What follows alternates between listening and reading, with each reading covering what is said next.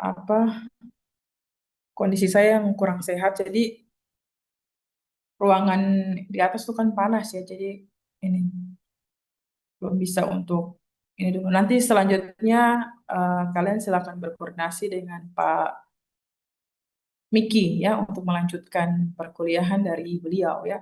Tapi kalau dari saya ini perkuliahan yang terakhir karena pertemuan keempat ya. Ya, hari ini kita bahas terkait dengan mitigasi bencana di wilayah pesisir dan pulau-pulau kecil.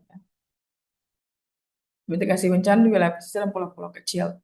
Nah, kalau kita berbicara menyangkut terkait dengan mitigasi bencana di bencana alam di wilayah pesisir dan pulau-pulau kecil, berarti spesifikasi kita ya untuk kebencanaan ini adalah bencana-bencana yang biasanya terjadi di wilayah pesisir ya. Jadi bencana itu kan banyak ya. Jadi kalau misalkan kalian baca bencana itu sebenarnya ada dua ya. Jadi ada bencana alam dan yang kedua adalah bencana akibat dari perbuatan manusia ya. Itu kalau misalkan kalian baca di beberapa definisi atau misalkan di beberapa banyak apa namanya referensi ya. Nanti kita bisa bagi menjadi dua.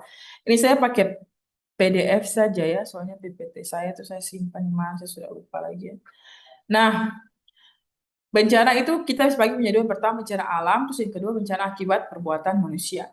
Nah, kalau bencana alam itu berarti kalau secara logika ya, itu kita bisa mengartikan atau kita bisa menyimpulkan bahwa bencana yang biasanya disebabkan oleh alam atau yang tidak bisa kita hindari ya. Misalkan salah satunya misalkan gempa bumi. Gempa bumi itu kan kita tidak bisa memprediksi dia kapan datang ya. Tetapi dia disebabkan oleh alam ya, disebabkan oleh tumbukan lempeng misalkan ya atau pergeseran tektonik ya, sehingga bisa terjadinya gempa bumi ya plus tsunami ya, misalkan itu adalah salah satu atau salah dua contoh terkait dengan bencana yang disebabkan oleh alam ya. Kalau bencana yang disebabkan oleh buatan manusia ini ada banyak juga ya.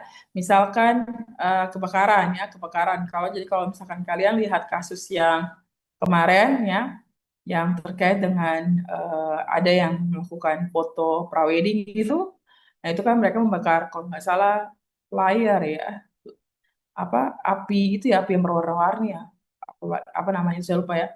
Nah, itu menyebabkan kan Gunung Bromo ya, kalau saya tidak salah itu menjadi terbakar. Nah, itu kan juga bagian dari bencana alam. Kenapa? Karena satu area ya, misalnya satu bagian tetapi dia menyebar ke berbagai macam area ya. Nah, itu atau kalau misalkan kita lihat di wilayah daratan, misalkan banjir ya, banjir itu bisa disebabkan oleh alam, bisa juga disebabkan oleh buatan manusia. Jadi kalau buatan manusia itu berarti misalkan kita melakukan penebangan liar ya, yang secara terus-menerus sehingga bumi itu tidak bisa menahan air ya. Nah, kalau secara alamiah ya, itu bisa jadi disebabkan oleh misalkan di suatu wilayah itu dia tidak ada pepohonannya sama sekali. Terus air terus menerus turun, curah hujan terus meningkat. Nah, itu juga bisa menyebabkan banjir ya. Tetapi misalkan tidak ada pemukiman di situ. Tapi kalau misalnya ada pemukiman, terus kita melakukan pembalakan liar atau apa namanya penebangan hutan secara masif ya, dan terus menyebabkan banjir, longsor. Nah, itu bisa kita kategorikan sebagai bencana yang disebabkan oleh manusia. Ya. Nah, di dalam bencana itu sendiri ya, kita kenal ada yang namanya siklus manajemen bencana. Nah, siklus manajemen bencana ini sebenarnya merupakan bagian dari kebencanaan itu sendiri, ya.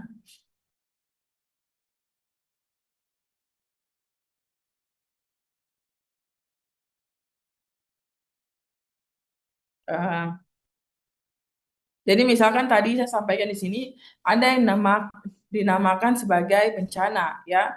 Nah, bencana tadi saya sampaikan itu ada kita kita bisa sebut sebagai eh, yang disebabkan oleh alam maupun disebabkan oleh manusia ya.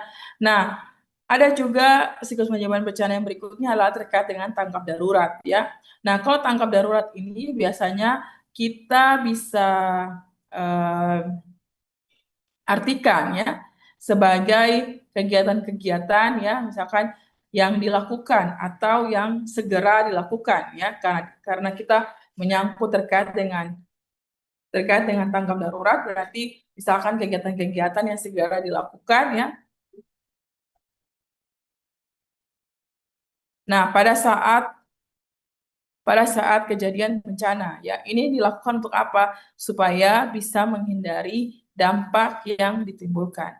Nah, biasanya tanggap darurat ini fokusnya itu adalah untuk penyelamatan, evakuasi ya.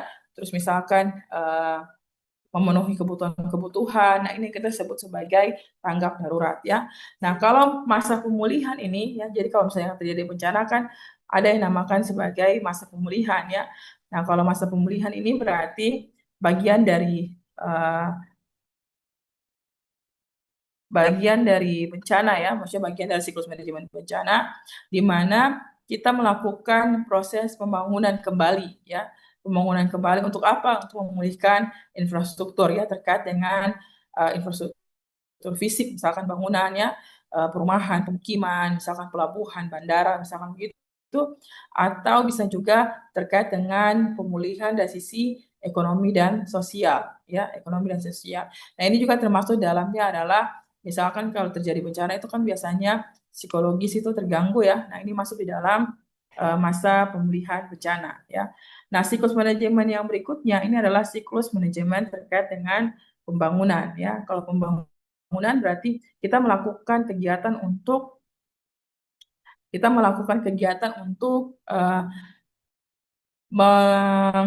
memitigasi ya atau melakukan perencanaan tata ruang yang baru ya, atau bahasa lainnya tuh kita merehabilitasi lah ya, atau merehabilitasi atau melakukan rekonstruksi ya terkait dengan apa-apa saja yang misalkan rusak ya atau misalkan terdampak. Nah, itu di masa siklus manajemen bencana yang terkait dengan pembangunan ya. Nah, siklus manajemen yang berikutnya adalah terkait dengan pencegahan ya.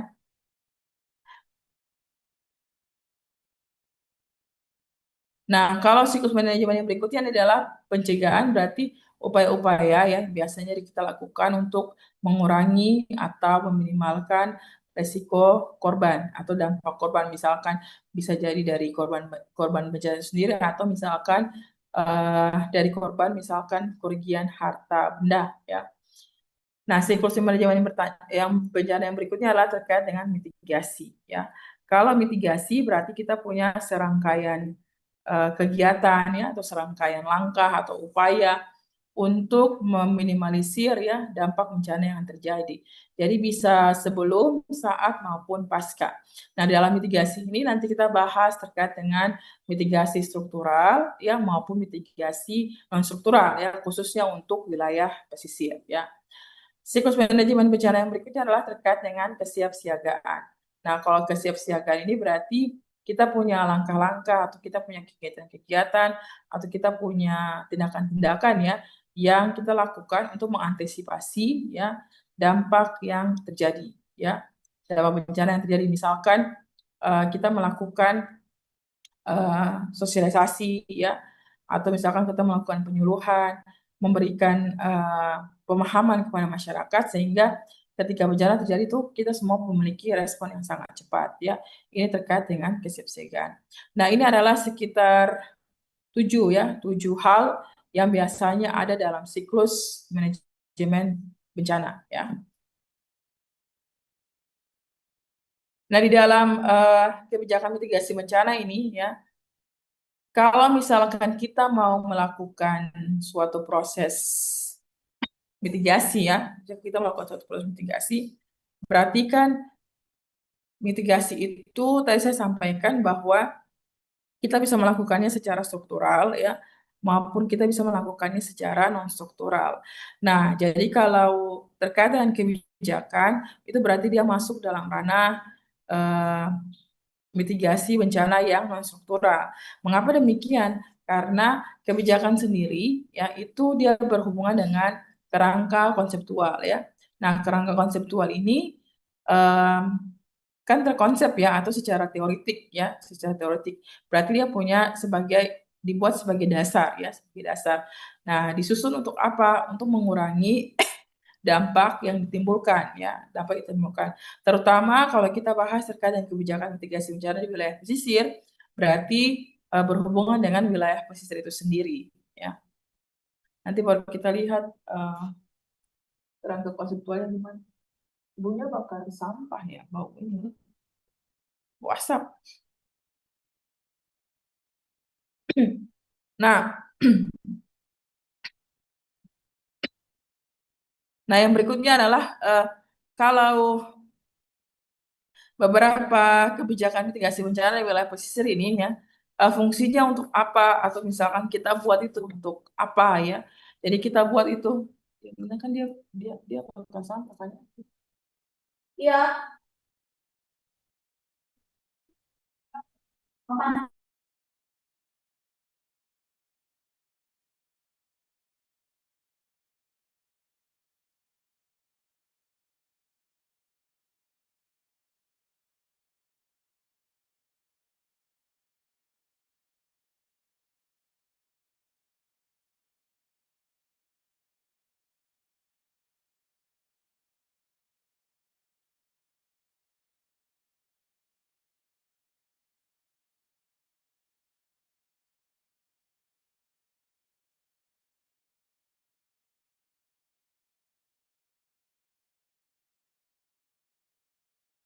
Nah, kita lanjut.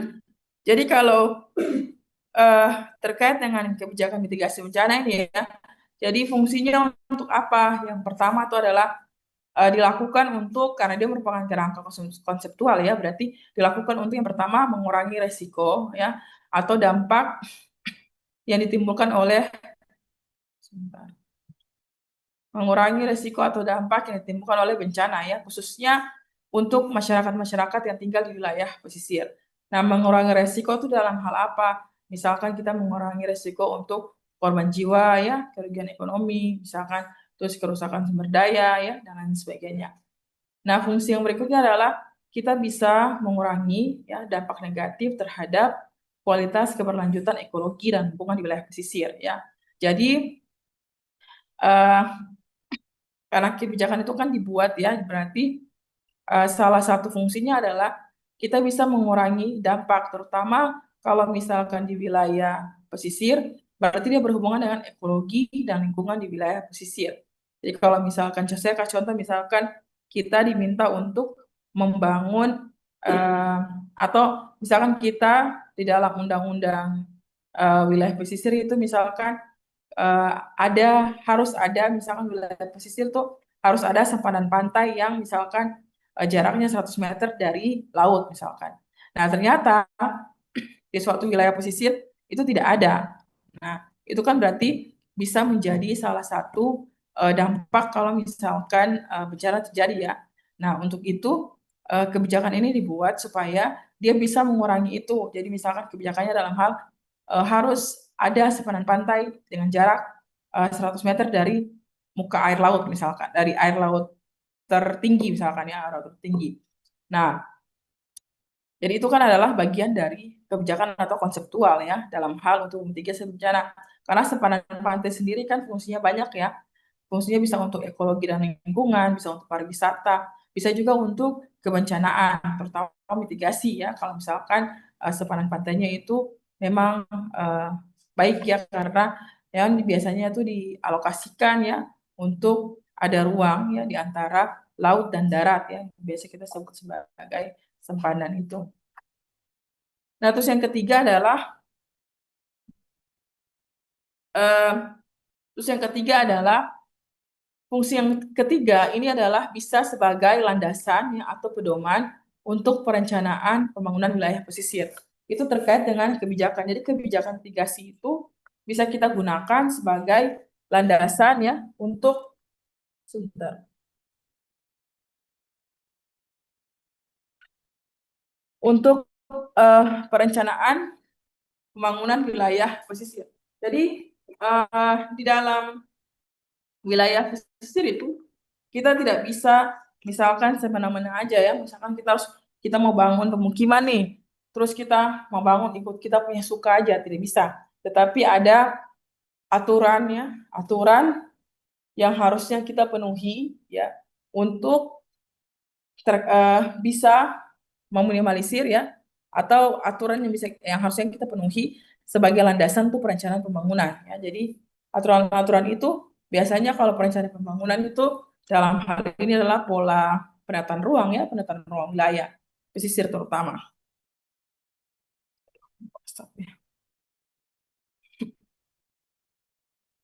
Nah, terus yang berikutnya adalah fungsinya adalah yang berikutnya yang ketiga, keempat ya. Itu adalah meningkatkan pengetahuan masyarakat pesisir dalam menghadapi serta mengurangi dampak atau risiko bencana. Dan fungsi yang terakhir adalah meningkatkan peran serta pemerintah pusat ya, baik daerah maupun swasta untuk memitigasi bencana di wilayah pesisir.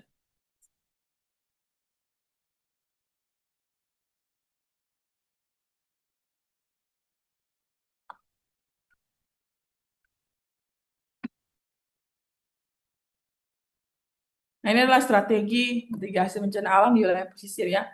Jadi di dalam kebencanaan wilayah pesisir itu kita bisa melakukan strategi ya, strategi mitigasi bencana. Nah, strategi yang pertama itu adalah yang kita sebut sebagai pola protektif ya. Terus strategi yang kedua pola adaptif, yang ketiga adalah pola mundur, dan yang keempat adalah pendekatan preventif ya. Nah, kalau kita bahas terkait dengan pola protektif ya, pola protektif berarti ini kan dari protection atau perlindungan ya, perlindungan. Nah, jadi kita melakukan strategi ya, strategi dalam mitigasi bencana ini,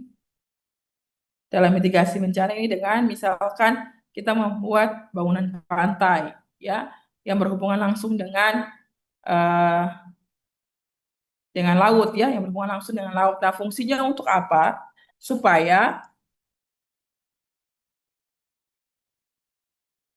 kita bisa melindungi manusia ya, untuk eh, kita bisa untuk melindungi manusia untuk meminimalisir dampak yang terjadi nanti kalau misalkan ada terjadi bencana. Nah, pola protektif ini misalkan kita bangun tembok pemecah gelombang misalkan ya, atau kita menanami misalkan mangrove di wilayah pesisir ya. Nah, fungsinya itu untuk menahan proses alam yang terjadi. Jadi kalau misalkan wilayah pesisir itu kan biasanya ada gelombang pasang ya, ada eh, banjir rob ya misalkan, atau misalkan yang paling paling tinggi mungkin misalkan tsunami. Nah, kita bisa untuk memproteksi kita punya wilayah, kita bisa membuat misalkan bangunan pantai ya, atau misalkan tembok pemecah gelombang, atau kita juga bisa misalkan membangun atau menanam menanam mangrove ya, itu adalah untuk sebagai bagian dari menahan proses alam yang terjadi ya terkait dengan bencana itu. Nah, yang berikutnya adalah pola adaptif ya. Kalau pola adaptif ini berarti kita mengadaptasi atau menyesuaikan ya. Menyesuaikan dengan apa? Jadi kita berusaha untuk menyesuaikan pengelolaan pesisir dengan perubahan alam yang terjadi. Jadi kalau kita tahu bahwa daerah kita itu adalah, kalau kita tahu daerah kita itu adalah daerah yang rawan bencana, ya, berarti kita menyesuaikan pengelolaan pesisirnya dengan perubahan-perubahan yang terjadi. Jadi niscaya bahwa wilayah pesisir kita tuh nanti kalau misalnya terjadi bencana dia akan berubah gitu ya. Ya sudah, kita melakukan penyesuaian diri atau sorry, bukan penyesuaian diri ya, penyesuaian tempat ya terhadap perubahan-perubahan tadi itu ya. Nah, ini yang ketiga adalah strategi yang ketiga. Karena saya ini di ruangan ini kena asap soalnya. Nah, yang ketiga ini adalah pola mundur ya, pola mundur atau do nothing. Nah, pola mundur atau do nothing ini adalah kita tidak melakukan apa-apa ya. Maksudnya adalah kita mengerti ya bahwa memang daerah kita rawan bencana. Jadi ya kita menyesuaikan, kita menerima ya dengan kondisi perubahan alam yang terjadi. Jadi misalkan saya kasih contoh, misalkan Pulau Mentawai. Pulau Mentawai itu kan banyak sering terjadi gempa ya. Nah, pulaunya itu kan kalau saya tidak salah itu di tengah laut ya. Nah, itu kalau kita menerimanya ya sudah, memang kita tahu bahwa memang daerah kita itu adalah daerah yang rawan bencana, berarti kita menerima segala risiko. Misalkan kalau bencana terjadi, nanti akan menimbulkan korban jiwa, misalkan ada menimbulkan perubahan alam atau perubahan wilayah, misalkan gitu. Ya kita menerima, jadi kita tidak melakukan apapun, tapi kita maksudnya kita berteman dengan bencana-bencana yang tadi, yaitu disebut sebagai pola mundur atau dunasinya. Kita tidak melakukan apa-apa, kita tidak melawan proses dinamika alam yang terjadi ya. Jadi kita menyesuaikan peruntukan kondisi wilayah kita atau kondisi kita dengan perubahan alam yang terjadi. Terus yang keempat adalah strategi yang keempat adalah pendekatan preventif ya. Nah, pendekatan preventif ini lebih ke arah kita memberikan penyuluhan atau pengarahan kepada masyarakat. Ini lebih ke arah misalkan kita melakukan sosialisasi ya, misalkan kita cari contoh, oh ternyata di wilayah Maluku ini adalah wilayah yang rawan gempa bumi misalkan, atau wilayah yang rawan bencana alam misalkan. Nah berarti kita menyuarakan atau kita memberikan penyuluhan atau kita men-sharing tadi informasi tadi kepada masyarakat ya, dan sekaligus bagaimana cara-caranya ya, kita memitigasi diri, kita membuat jalur evakuasi, di mana proses-proses evakuasi atau titik evakuasi yang bisa masyarakat tuju ya untuk menyelamatkan diri misalnya, atau mengevakuasi diri misalkan ya. Nah ini tadi saya sampaikan ya, mitigasi bencana itu kita sebut sebagai ada dua hal ya. Yang pertama adalah mitigasi secara struktural dan yang kedua adalah mitigasi secara non struktural. Kalau mitigasi secara struktural berarti kita melakukan upaya-upaya ya baik alami maupun buatan untuk mencegah dan memperkecil kemungkinan timbulnya bencana dan dampaknya. Sedangkan untuk yang mitigasi non struktural itu kita melakukan upaya-upaya non teknis ya, berarti upaya-upaya dalam hal ini adalah upaya-upaya secara teoritik ya atau kebijakan-kebijakan atau secara aturan perundang-undangan ya untuk terkait dengan penyesuaian dan pengaturan ya tentang kegiatan manusia ya. Sebentar ya, saya pindah ke posisi dulu ya, soalnya di sini bau asapnya sangat mengganggu pernapasan. Bentar.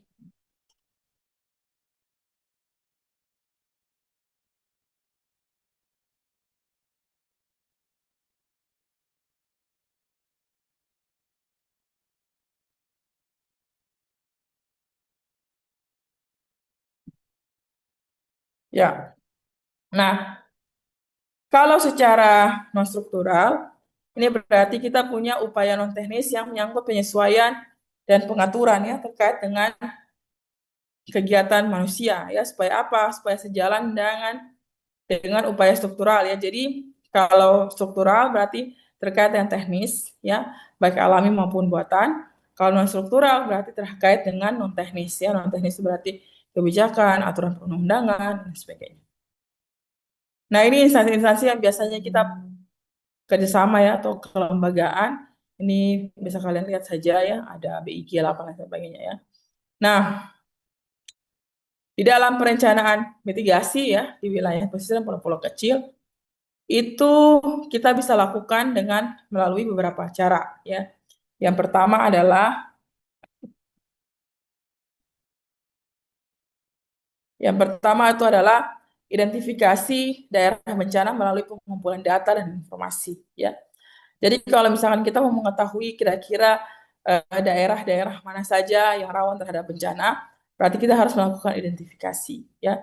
Identifikasi ini kita lakukan dengan cara apa?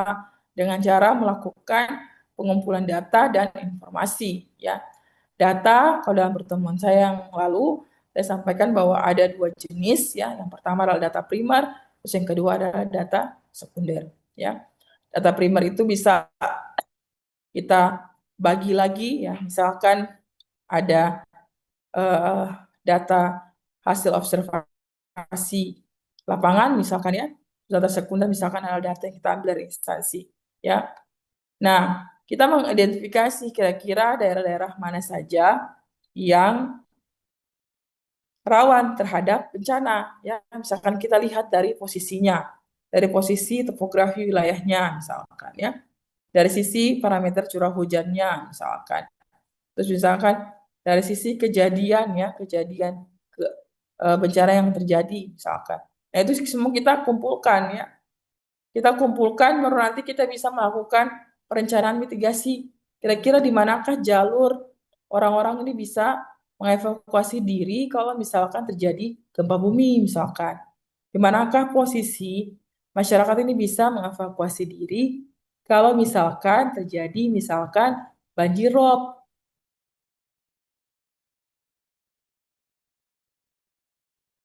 Terus eh, di manakah juga ya orang-orang ini bisa mengevakuasi diri kalau misalkan terjadi, misalkan naiknya ketinggian air laut misalkan gitu ya.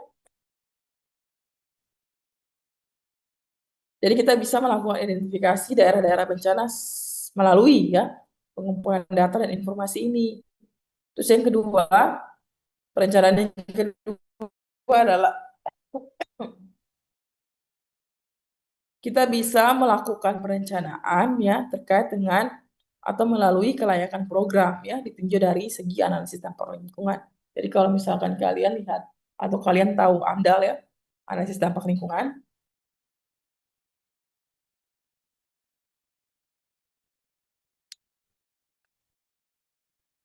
Nah, perencanaan ini bisa kita lihat dari kelayakan program. Misalkan kita mau bikin program eh, pembangunan pelabuhan misalkan ya, untuk bisa supaya masyarakat misalkan mudah untuk melakukan proses transfer jasa dan barang misalkan.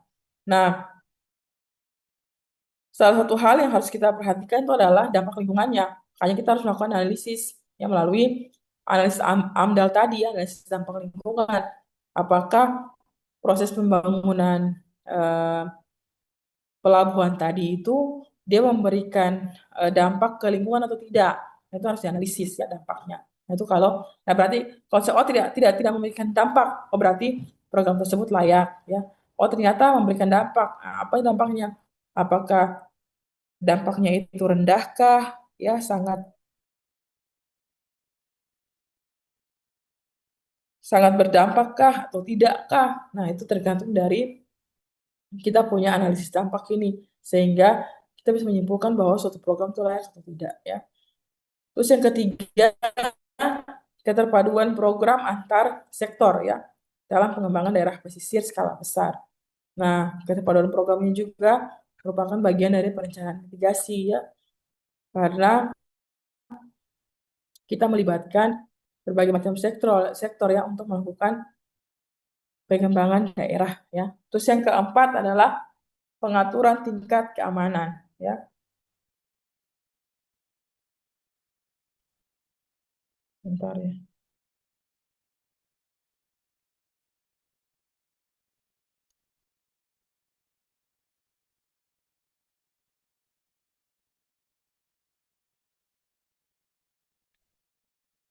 Nah, jadi yang keempat adalah pengaturan tingkat keamanan hunian. Jadi kalau keamanan hunian ini berarti kita melakukan perencanaan mitigasi dengan mempertimbangkan tingkat keamanan huniannya ya. Jadi tingkat keamanan hunian kan berarti dari sisi infrastruktur yang mungkin orang-orang sipil jauh lebih paham pasti dari mungkin dari sisi bahannya ya dan lain sebagainya.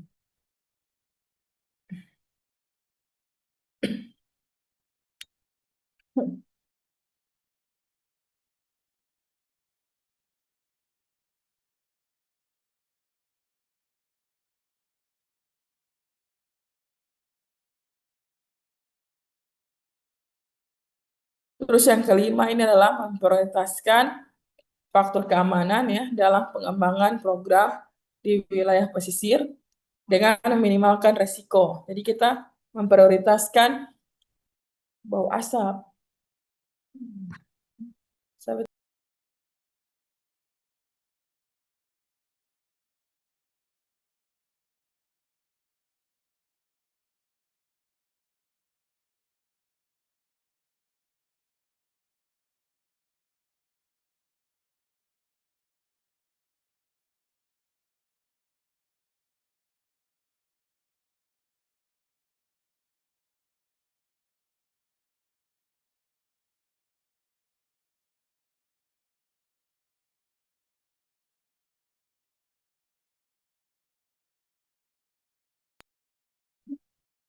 yang saya sampai mana tadi nih? Pengaturan tingkat ya. Nah, pengaturan tingkat keamanan hunian ini berarti berhubungan dengan infrastruktur ya. Jadi kita mau melakukan perencanaan mitigasi, berarti kita bisa melakukannya melalui pengaturan tingkat keamanan masyarakat pesisir. Terus memprioritaskan faktor keamanan dalam pengembangan program di wilayah pesisir dengan meminimalkan risiko ya. Terus terus kita memprioritaskan penggunaan ruang ya sesuai dengan eh, karakteristik ya, sesuai dengan karakteristik dari eh,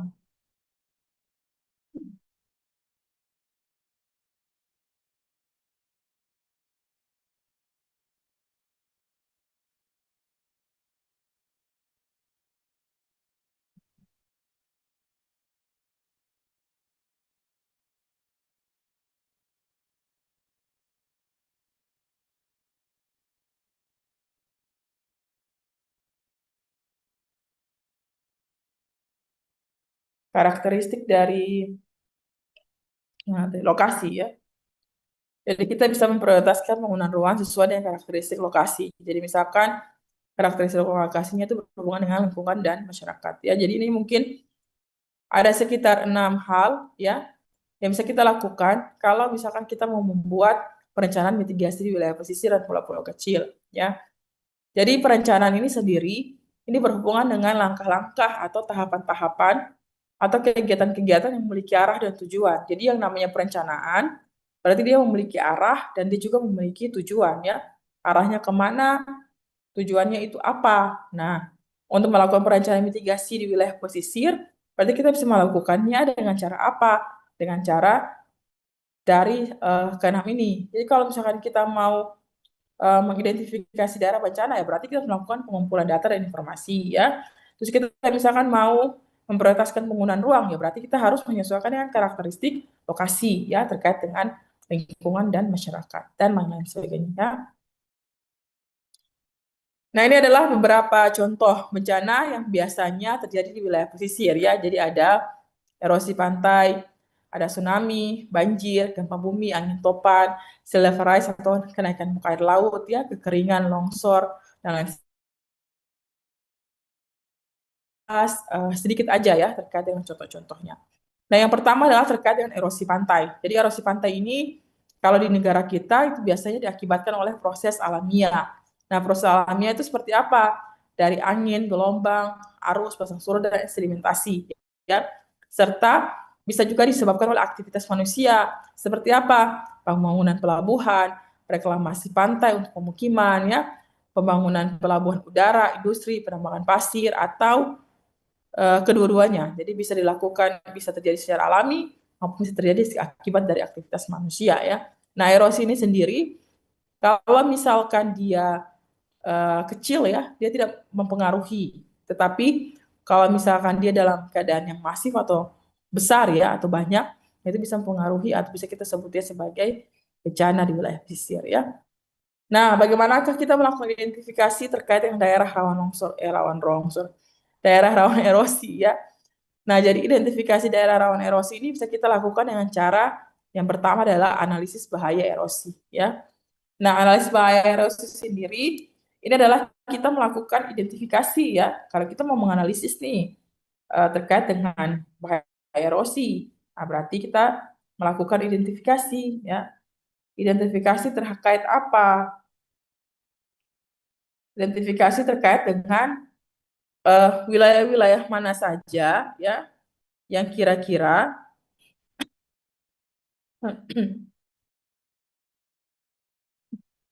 aduh, wilayah-wilayah mana saja yang kira-kira dia memiliki eh, bahaya erosi yang paling tinggi misalkan ya. Nah, itu kita melakukan analisis terkait dengan bahaya erosinya. Nah, analisis ini sendiri adalah suatu proses yang bisa kita lakukan untuk mengestimasi ya atau untuk memperkirakan seberapa laju seberapa laju seberapa laju itu eh, erosi yang terjadi, misalkan erosi yang terjadi atau seberapa tingkatannya itu seberapa mengancamnya gitu loh. Makanya makanya kenapa analisis bahaya erosi ini salah satu caranya adalah kita mengidentifikasi ya daerah-daerah yang kira-kira berpotensi terjadinya erosi. Jadi kita melakukan identifikasi. Nah, beberapa metode yang biasanya dikembangkan di wilayah analisis bahaya erosi itu misalkan kalau kalian baca tuh ada USLE ya atau USL lah ya, bisa kita bilang begitu, atau Universal Soil Loss Equation ya. Nah, itu adalah metode aduh eh, salah satu metode untuk kita bisa memprediksi besarnya atau nilai besarnya erosi di suatu wilayah atau daerah ya.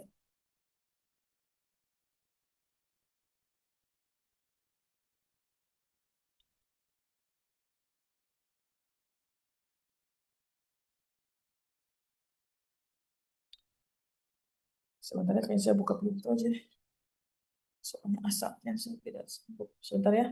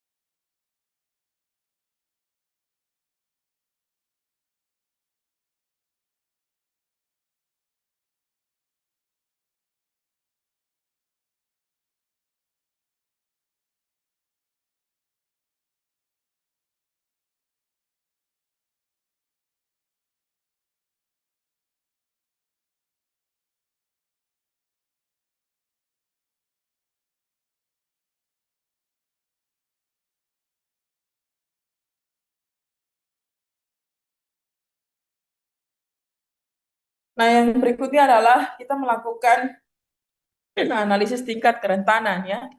Analisis tingkat kerentanan ini berarti eh, kita melakukan semacam analisis spasial ya untuk menentukan tingkat kerentanan dari suatu wilayah. Apakah dia rentan, tidak rentan, ataukah cukup rentan ya, terkait dengan klasifikasinya ya. Terus yang ketiga adalah analisis tingkat ketahanan. Ini terkait dengan fasilitas ya, terkait dengan masyarakat. Jadi apakah tingkat ketahanannya itu bagaimana? Apakah tahan, tidak tahan, atau cukup tahan ya? Kita pindah di sini. Nah, ini adalah upaya-upaya mitigasi untuk bencana erosi pantai. Jadi ada mitigasi struktural, ada mitigasi non struktural. Jadi kalau mitigasi yang struktural ini berarti berhubungan dengan eh, bagaimana kita menjaga keseimbangan proses transfer sedimen ya. Nah, berfungsi untuk apa? Untuk mengurangi atau menahan energi gelombang yang mencapai garis pantai. Dengan cara apa? Kita melakukan atau kita memperkuat struktur geologi. Jadi misalkan kita menambah suplai sedimen. Jadi biasanya itu misalkan kita buat-buat tanggul gitu ya. Nah, terus yang kedua adalah upaya non struktural. Ini berarti berhubungan dengan penyesuaian ya dan pengaturan terkait dengan kegiatan manusia. Ya, jadi kita mengatur bagaimanakah kebijakan-kebijakan, misalkan kebijakan terkait dengan reklamasi pantai, ya, terus terkait dengan proses pembangunan, pemukiman yang tidak atau yang tidak menyebabkan erosi, ya.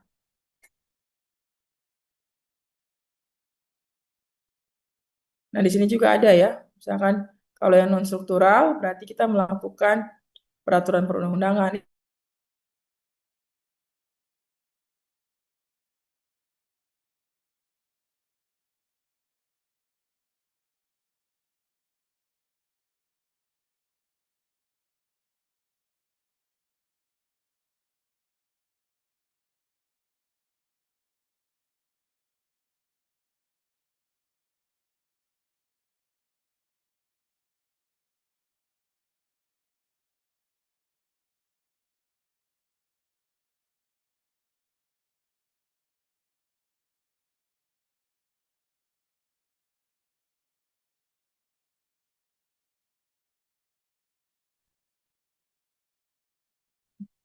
Terus saya ter out ya sebentar.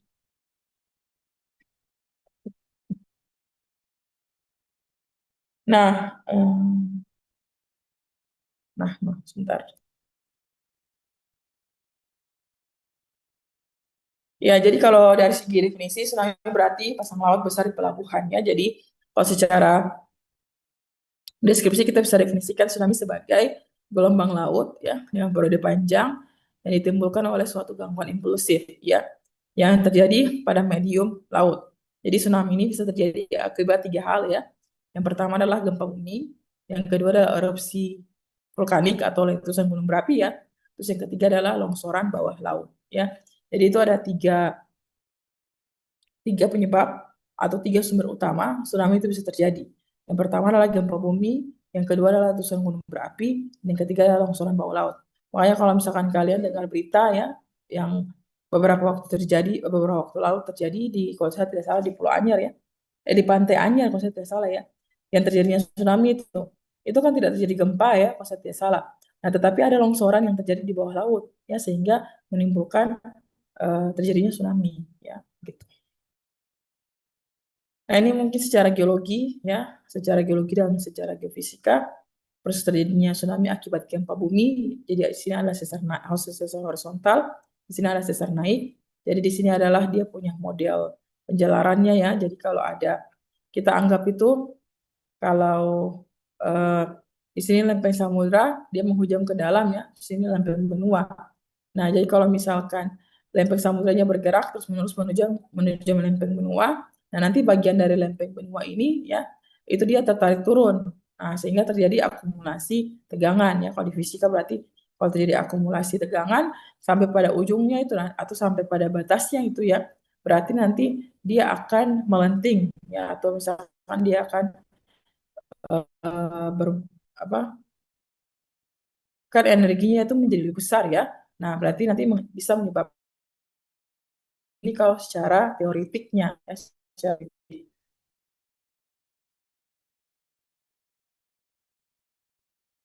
Nah, ini adalah contoh beberapa tsunami yang terjadi di Indonesia, ya salah satunya di Aceh. Nah, klasifikasi tsunami-nya itu bisa menggunakan skala Richter ya, atau biasanya kita kita menggunakan magnitude ya, misalnya berapa magnitudonya. Nah, ini identifikasi daerah rawan tsunami bisa dilakukan sama halnya dengan erosi tadi. Jadi bisa analisis bahaya tsunami, terus analisis tingkat kerentanan, terus analisis tingkat ketahanan. Analisis bahaya berarti berhubungan identifikasi wilayah-wilayah mana saja yang memiliki bahaya tsunami. Ya, jadi sedangkan analisis tingkat kerentanan berarti kita menghitung atau kita mencari eh, tingkat kerentanan dari suatu wilayah. Apakah dia masuk wilayah rentan, tidak rentan, atau cukup rentan. Sedangkan asas tingkat ketahanan ini lebih ke arah masyarakatnya ya. Bagaimana fasilitasnya, bagaimana mobilisasinya, bagaimana apa namanya modal masyarakatnya. Apakah mereka masuk ke dalam masyarakat yang tahan, tidak tahan, cukup tahan terhadap kalau misalkan terjadinya bencana tsunami ini ataukah tidak. Ya, itu adalah identifikasi daerah rawan tsunami. Nah, mitigasi bencana untuk tsunami itu ada dua ya. Jadi ada upaya struktural dan ada non struktural. Kalau untuk struktural, kita bisa bedakan menjadi dua kelompok. Yang pertama adalah secara alami. Secara alami ini tadi saya sampaikan, misalkan kita melakukan penanaman green belt ya, atau hutan atau hutan pantai atau mangrove ya di sepanjang kawasan pantai. Ya, jadi secara alaminya kita bisa menggunakan mangrove ya atau menggunakan hutan pantai. Mengapa demikian? Jadi kalau kalian baca, kalau saya tidak salah itu ada yang namanya Sendai Prevention. Jadi uh, salah satu kota ya di Jepang kalau saya tidak salah baca ya itu mereka melakukan mereka membuat penghalang ya, mereka membuat penghalang yang cukup banyak ya, untuk mencegah terjadinya tsunami. Jadi penghalangnya itu bisa dari hutan kota, setelah itu mereka buat kanal atau selokan-selokan yang besar. Terus habis itu mereka membuat lagi taman kota, mereka membuat lagi kanal atau selokan-selokan yang kecil sehingga ketika terjadinya gelombang tsunami itu penghalangnya kan sudah banyak tuh ya, jadi sudah masuk ke hutan, ketinggiannya sudah kena pepohonan, sudah turun sedikit, masuk lagi sebagiannya ke kanal, sebagiannya diteruskan ya. masuk lagi ke taman kota, masuk lagi ke kanal selokan, baru akhirnya masuk ke pemukiman warga.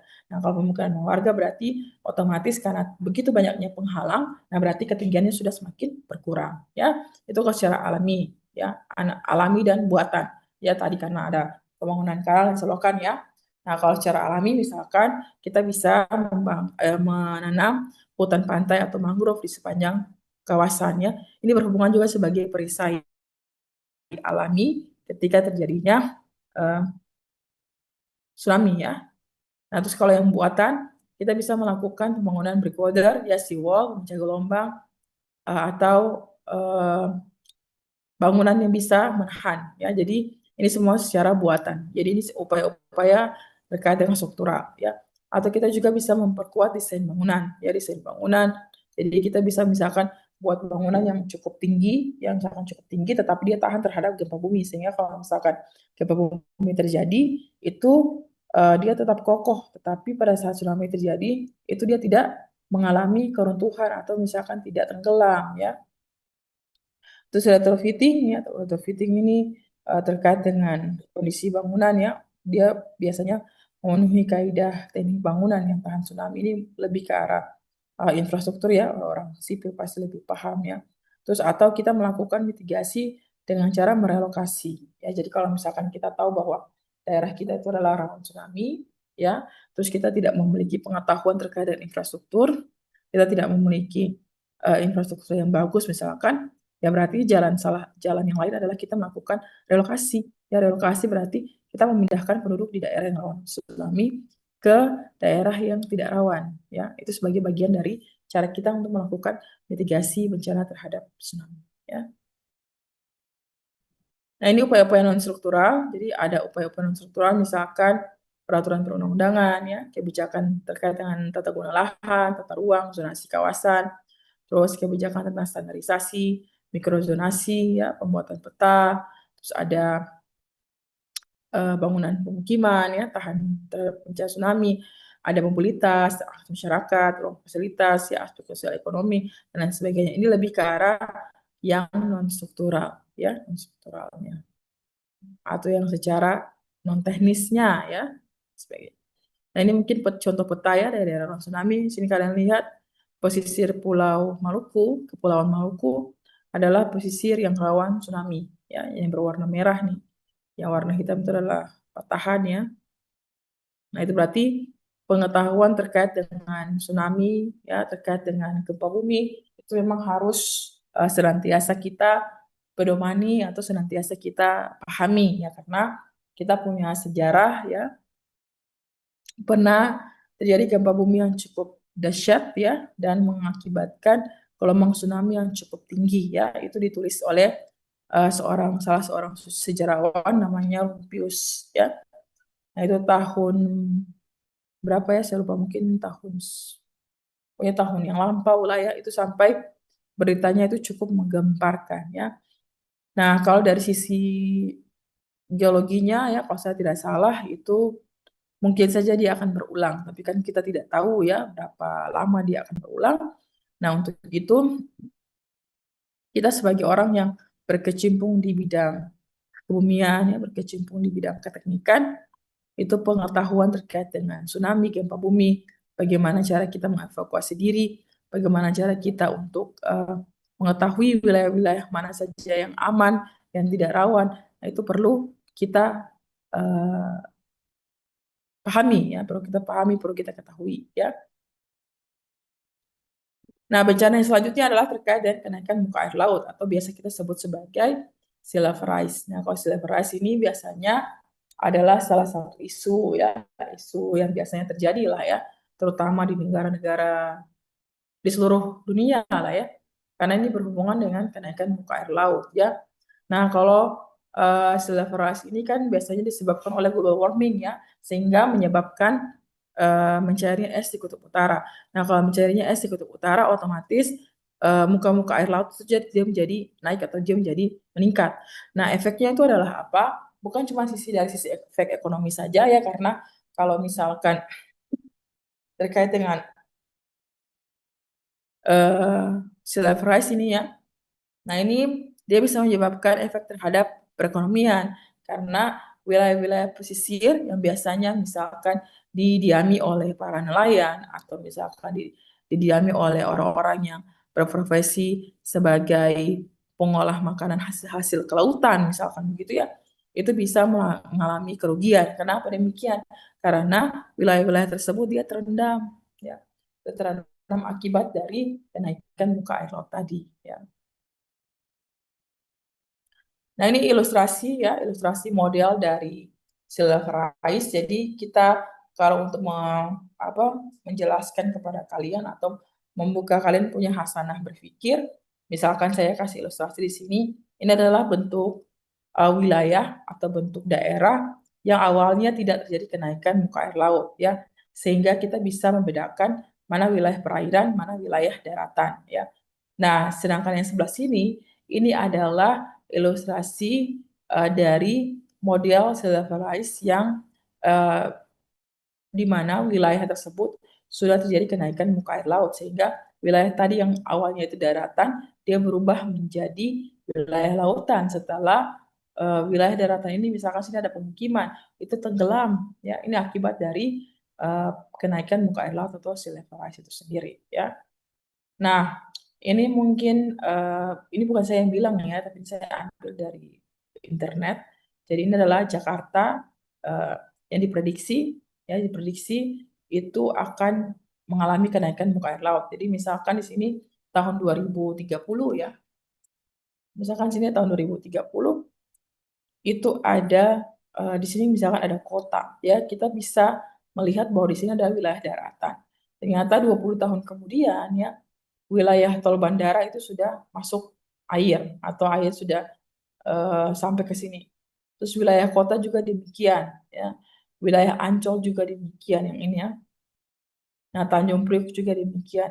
Nah, ini adalah bukan model, itu adalah gambaran, ya, gambaran perubahan Jakarta ketika terjadi sea level rise tadi, ya. Jadi di sini ada tulisan ya, ada keterangan bahwa kenaikan paras muka laut ini dia akan memanjari daerah Jakarta seluas kurang lebih 160,4 km persegi ya km kuadrat ya kilometer persegi ya. Nah ini jadi ini adalah dia punya semacam ilustrasi kalau misalkan daerah-daerah yang tinggal di wilayah pesisir kalau kita tidak menjaga ya kita tidak menjaga, nah ini bisa terjadi kenaikan muka air menyebabkan daerah-daerah di wilayah pesisir itu dia menjadi tenggelam. Nah, ini juga pengaruh dari silveres ya. Jadi silveres itu bisa mengakibatkan mundurnya garis pantai. Jadi misalkan di sini ya, jadi yang warna biru lagi. Yang warna merah ini adalah erosi ya. Erosi yang diakibatkan oleh silveres atau erosi yang diakibatkan oleh kenaikan muka air laut. Yang warna hijau ini adalah sedimentasi yang diakibatkan oleh kenaikan muka air laut ya. Jadi kalian lihat di sini, ini awalnya kan topografi awal di sini. Nah, setelah kenaikan muka air laut, topografinya itu berubah di sini. Nah, berarti otomatis wilayah di sini itu dia menjadi wilayah lautan karena topografinya dia mundur ya. Kalau kita dia mundur karena terjadi perubahan nih. Nah, terus awalnya kita punya mean sea level atau muka air laut rata-rata itu berada di sini. Nah, setelah terjadi sea level rise, muka air laut rata-rata kita berpindah ya menjadi di sini ya. Nah, terjadi sedimentasi ya, sedimentasinya menjadi eh, lebih banyak ya. Nah, ini adalah ilustrasi ya, ilustrasi dari dampak dari silver terhadap mundurnya garis pantai. Jadi kalau misalnya garis pantai mundur, tiap tahunnya mundur, tiap tahunnya mundur, tiap tahunnya mundur, misalkan gitu ya. Nah, wilayah-wilayah pesisir di sini wah bisa jadi itu tidak ada lagi ya, alias sudah tenggelam atau sudah menjadi bagian dari laut, bukan bagian dari pesisir atau daratan lagi. Ya. Nah itu ya. Nah ini upaya-upaya mitigasinya, ya upaya mitigasinya itu misalkan kita bisa membuat sistem pelindung pantai, ya terus kita bisa mengangkat atau meninggikan bentuk fasilitas, terus kita bisa memindahkan bentuk fasilitasnya ke daerah yang lebih aman, ya atau kita bisa melakukan penyesuaian drainase, ya penyesuaian drainase itu berarti misalkan kita bisa bangun selokan-selokan atau kanal-kanal ya selokan kanal, kanal tuh got ya, maksudnya kalau kita bilang got ya. untuk mengalirkan apa namanya, mengalirkan air tadi ya, yang akibat dari kenaikan tadi. Nah, kalau yang non strukturalnya berarti kita bisa melakukan peraturan perundangan ya. Terus kita bisa melakukan penyusunan kebijakan ya. Terus kita bisa misalkan melakukan pengembangan garis pantai ya, penyusunan kebijakan untuk pengembangan sistem peringatan dini kenaikan paras muka air laut ya.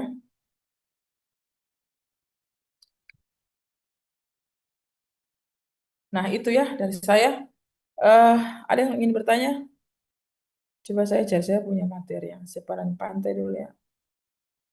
Soalnya sebagian itu saya taruh di saya punya komputer, sebagian saya taruh saya punya laptop. Jadi saya tidak tahu apakah di sini ada atau tidak. Sebentar. Ada yang mau tanya sampai sini?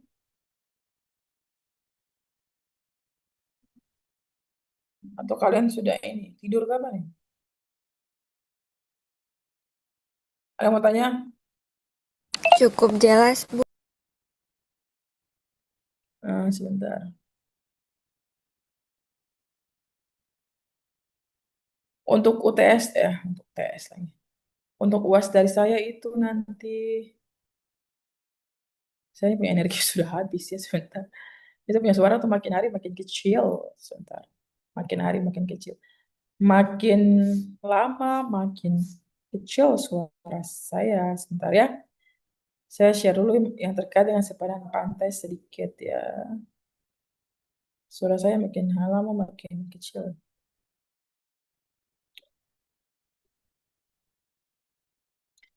Nah, ini yang saya bilang tadi ya, sepadan pantai itu terkait dengan mana ini? Jadi kalau kita mau lihat dasar penetapan sepadan pantai, itu kalian bisa lihat di Undang-Undang Nomor 7 Tahun 2007 ya terkait dengan pengelolaan wilayah pesisir dan pulau-pulau kecil ya. Pasal 31 ayat 1 sampai 3 ya. Jadi batas sepadan pantai itu disesuaikan dengan karakteristik dari topografi ya, biofisik ya, biofisik itu berarti kemiringan lereng ya, curah hujan, terus apa lagi ya, penggunaan lahan ya, itu namanya biofisik ya, terus hidrosonografi, kebutuhan ekonomi dan budaya ya, itu kalau untuk yang batas sepadan pantai. Nah, penetapan batas sepadan pantai ini dia harus mengikuti ketentuan ini ya, itu diatur oleh undang-undang ya. Nah, itu bisa dibaca di Undang-Undang Nomor 27 Tahun 2007 tadi ya.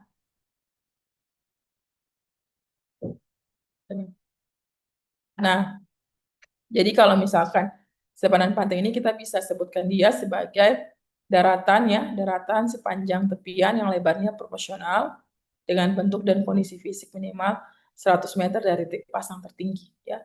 100 meter dari titik pasang tertinggi ya. Jadi kalau kalian mau menentukan titik pasang tertinggi ya kalian ngikutin studi pasut ya, pasang surut ya, pasang yang ukur terus lihat titik pasang tertingginya kemana. Nah, itu 100 meter dari situ ya, ke arah darat ya, ke arah darat. Nah, ini adalah contoh ya. Misalkan di sini kita punya muka air laut rata-rata, terus di sini kita punya yang rendah, ya di sini kita punya muka air laut rata yang tinggi. Di sini kita punya batas administrasi kecamatan untuk pesisir, ya. Nah, daerah sepadan pantai lah yang di sebelah sini, ya. Nah, jadi dia tuh 100 meter kan dari misalkan titik pasang tertinggi itu di sini, misalkan, Pak, mau apa?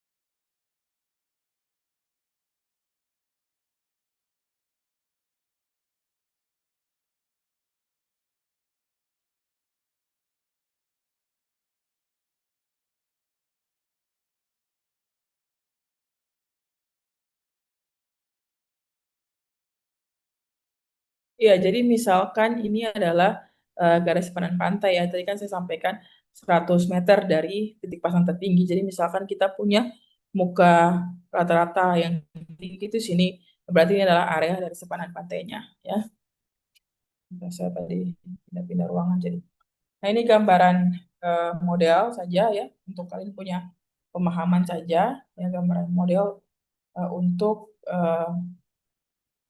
sepadan pantainya. Di sini misalkan kita punya offshore-nya ya. Nah, ini adalah zona depan pantai ya. Nah, daerah inilah yang kita sebut sebagai daerah sepadan pantai atau kawasan lindungnya. Sedangkan yang ini adalah zona belakang dari zona belakang pantai. Nah, fungsi dari sepadan pantai ini adalah untuk apa?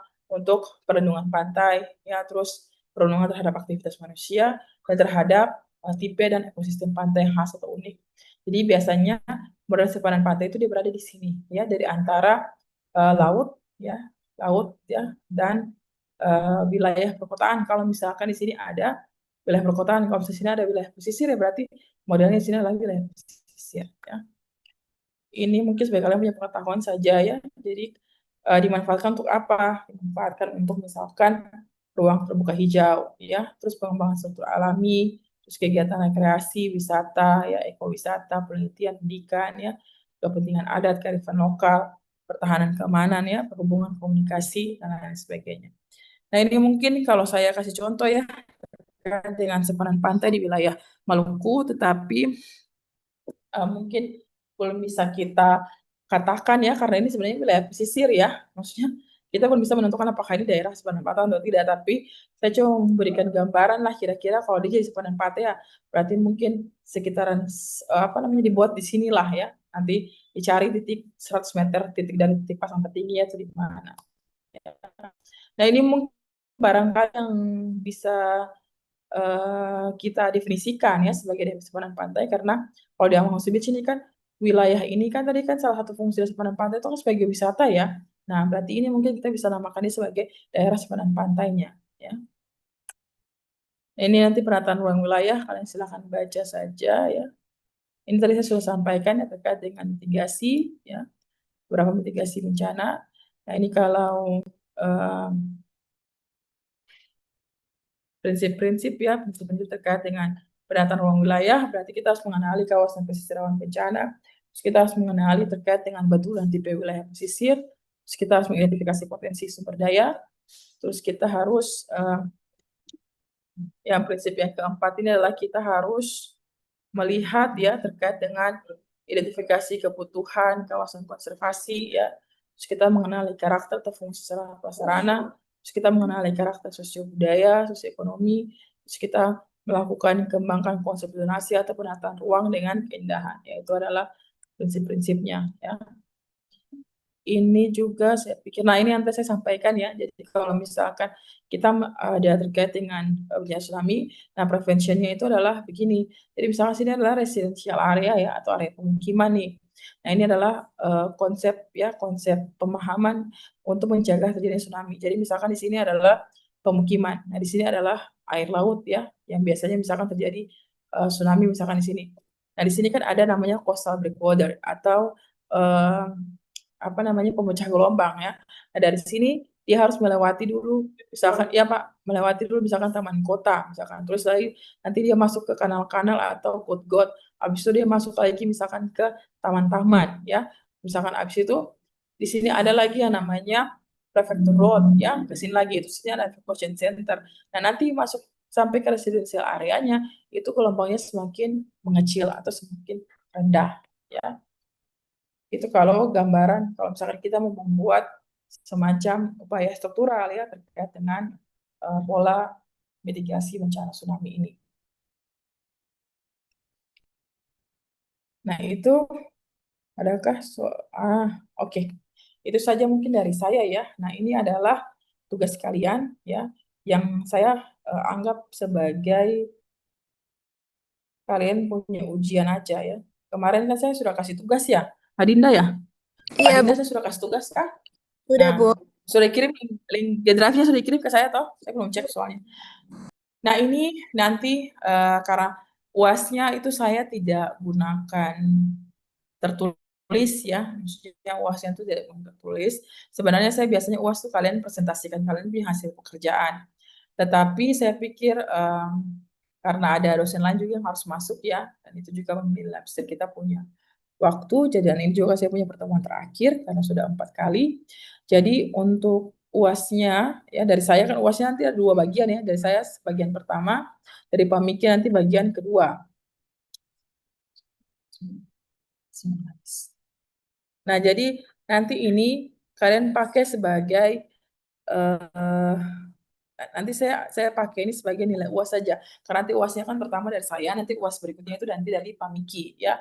Nah, ini kalian punya pekerjaan ya, jadi pekerjaan. Ini nanti saya kirim atau misalkan kalau mau di screenshot juga tidak apa-apa. Tapi jangan dikirim di email sini sudah ya, jangan dikirim ke email ini. Nanti kirimnya itu ke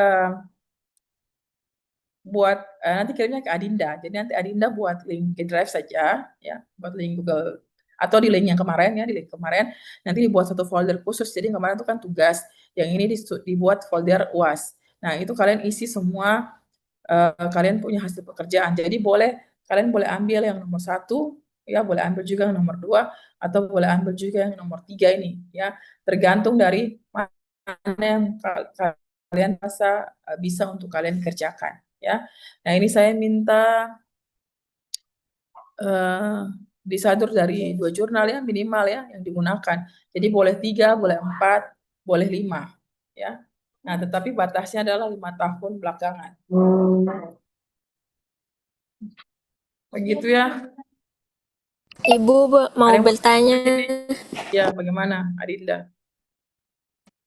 Jadi Katum buat salah satu dari antara tiga Ya, itu Ibu. salah satu. Jadi bukan Ya, tiga-tiganya. boleh ambil salah satu Oh saja. iya, Ibu.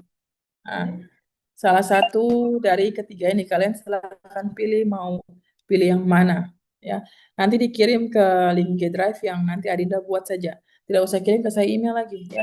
Soalnya saya punya email nanti apa satu-satu tulis. Jadi di dalam kalian punya file pekerjaan itu kalian isi nama dan NIM ya. Terus nama NIM misalkan UAS, nama NIM, nah UAS terus garis underscore ya, nama nih baru dikirim ke link G Drive yang nanti minta di Adinda.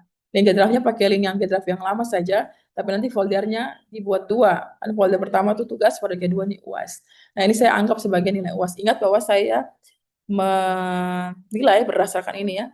Kalian harus menyertakan sumber, terus kalian harus mengikuti aturan ini. Kalau aturannya ini sudah tidak sesuai, berarti nilainya saya kurangi. Kalau sumber referensinya tidak sesuai juga nilainya saya kurangi. Dan kalau terlambat juga nilainya saya kurangi. Terlambat kirim. Batasnya 1 minggu ya. Berarti dikirim tanggal hari ini hari apa ya? Rabu. Rabu depan berarti. Rabu depan berarti tanggal 10. Tanggal 10 Juni ya. 10 Juni jam 23.59 WIT. Baik, Bu. Iya, begitu saya pikir untuk hari ini. Ada yang mau tanya?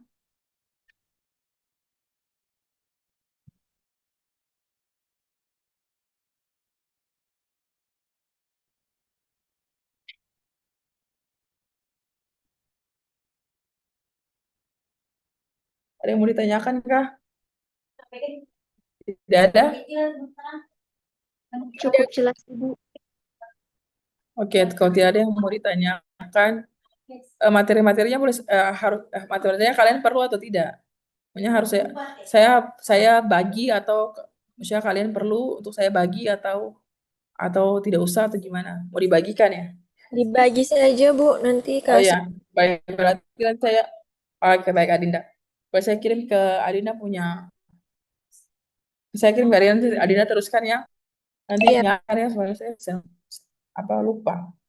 Ya saya pikir begitu ya. Nanti kita lanjut di tempat yang lain nanti silakan minggu depan kalian hubungi Pak Miki untuk masuk di pertemuan kelima, keenam, ketujuh, 5, 6, 7, 8 untuk Baik. yang 4 pertemuan sisa. Ya Dinda dan yang lain nanti tolong WA saya hari ini siapa yang tidak hadir.